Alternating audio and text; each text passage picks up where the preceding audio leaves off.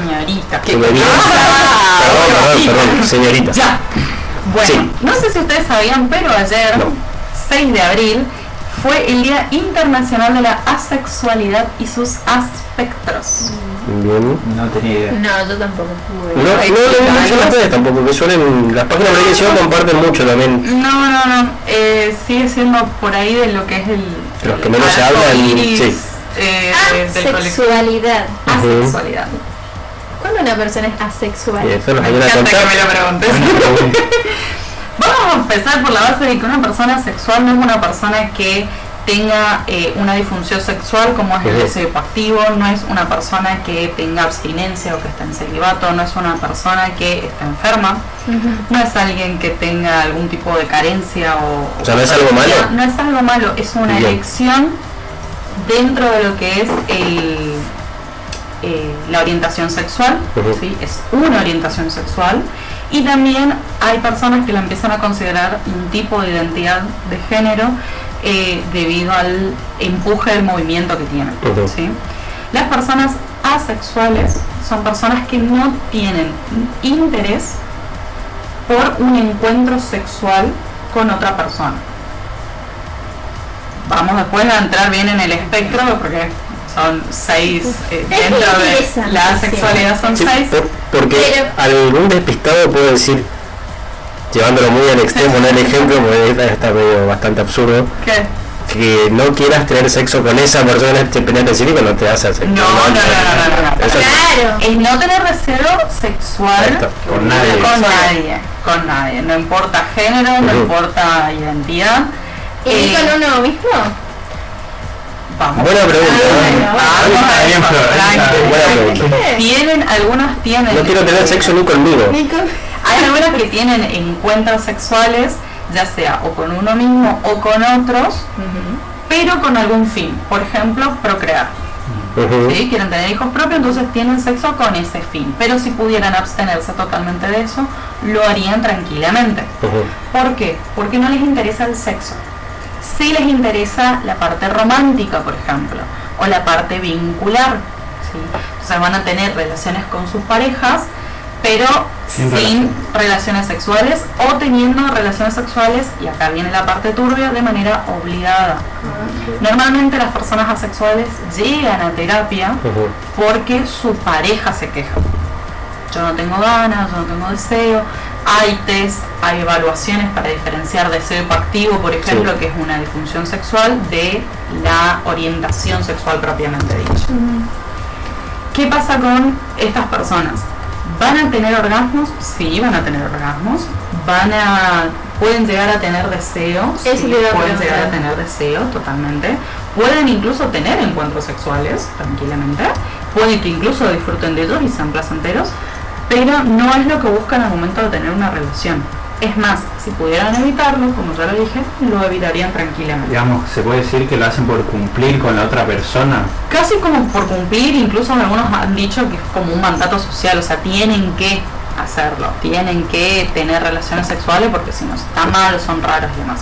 Cuesta mucho que se acepten y acepten no solo su orientación, sino también que esto forma parte de su identidad. Cuesta mucho que se amiguen, acepten y puedan compartirlo así de manera abierta sin sentirse juzgados. Claro, pues es algo... Imagínate que... ¿Qué todos estamos estás en pasando? Y es así. ¿Y qué algo pasa individual. en lo psicológico de esa persona que, por ejemplo, no quiere tener sexo, ¿tá? Pero lo hace de manera obligatoria? ¿Qué pasa? Y no deja de ser una obligación, no deja de ser hasta un tipo de abuso, ¿sí? Porque Por si eso, vos me decís eso. que no y yo te estoy obligando, es un abuso. Por algo se creó la violación dentro de lo que es conyugal o íntima. Pero no, en realidad no deberían ni tener que estar obligados ni tener que hacer. Vamos con los espectros. Sí, vamos. Son 6. Primero 6. tenemos la asexualidad a secas, literalmente, donde las personas no van a sentir atracción sexual hacia ninguna persona. Después tenemos los fraisexuales. Fray. sienten atracción sexual hacia otras personas, pero deja de sentir atracción cuando las llega a conocer. Es decir, por ejemplo, le llama la atención a alguien, le atrae, pero donde empieza a conocer a esa persona, ese deseo disminuye totalmente y esa atracción disminuye totalmente.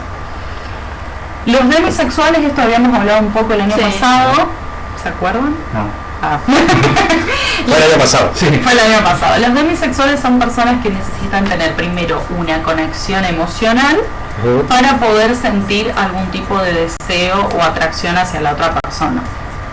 Es la parte emocional, el motor y la base para poder vincularse con un otro, ¿sí?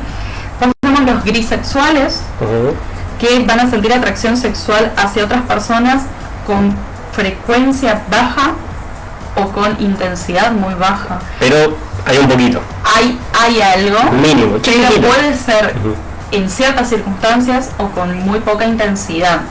Es decir, supónganse, en los días de lluvia con cierta... tienen que cumplirse ciertos aspectos. Claro, como muy específico para que se pueda generar ese deseo.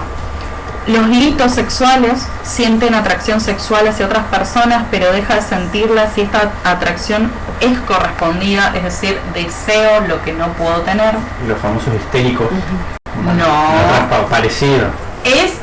Vos ten en cuenta que hay personas que lo hacen por diversión. Esto estamos hablando de una orientación sexual. Entonces va a tener un poco de este juego de seducción que tal vez al sentirse correspondido se ve totalmente opacado. Litosexual.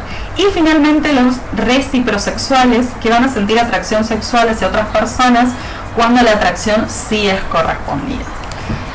Todo esto entra dentro del espectro de la sexualidad. La sexualidad es sumamente rica, muy poco estudiada, porque cuesta mucho que ellos mismos se reconozcan y se necesita la población para poder estudiarla.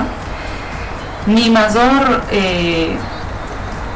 idea hoy es, uno, que esto se empieza a visibilizar, como siempre, y por otro lado, que si algún oyente se empieza a sentir identificado con algo de lo que yo dije, se lo empieza a cuestionar, que vaya a tu consultorio, que venga conmigo, que venga al consultorio, pero principalmente que empiece a cuestionarse si hay cosas que no está haciendo por obligación, si no está cumpliendo tal vez con algo mucho más fuerte y mucho más doloroso. Y sobre todo que se dé cuenta que no es una enfermedad. No es algo malo, sino que por ahí es algo que uno lo puede ver, para nada. Sí. Es algo sumamente enriquecedor poder darse cuenta de esto porque forma parte de uno mismo, y la idea de un poco lo de hoy era visibilizarlo y que también todos empecemos a entender que existe, que pasa, que no es raro y que, como siempre digo, cuanto más se hable, más respeto.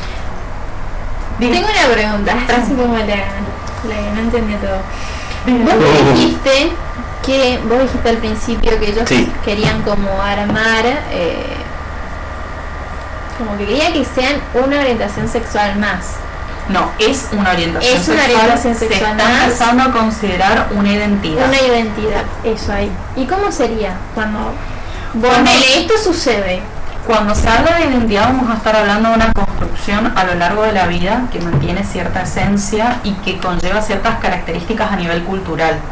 ¿Sí? Por ejemplo, si vos decís una... heterosexual. Se identifica como asexual. Eso es orientación. Esa persona. Estaríamos... de esa manera, la sexualidad entraría, por ejemplo, en transgénero, bigénero, demigénero y demás. Cisgénero. Es muy difícil de que entre, porque si bien conlleva ciertas características generales, no deja de faltar la parte de descripción de personalidad. No deja de hablar solamente de un espectro de la persona que es el deseo, justamente. Entonces, hay personas que lo consideran una identidad para poder es para que también la gente se identifique más. Sentirse parte de algo. Exactamente, claro. Y también de que puedan salir más a la luz los casos.